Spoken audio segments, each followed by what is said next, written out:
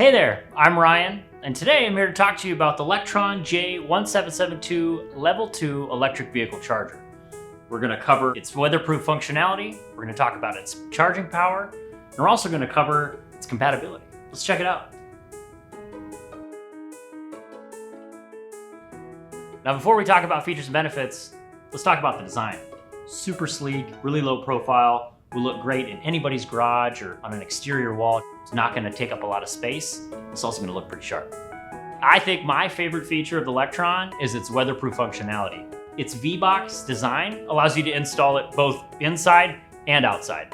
Now that's going to provide a lot of flexibility and take a lot of the stress away from needing the perfect place to install this thing at home. Now the Lectron J1772 is fully compatible with all SAE J1772 electric vehicles. Now that's a national standard, so you're not gonna have to worry about compatibility issues when you decide to add an EV to your fleet at home.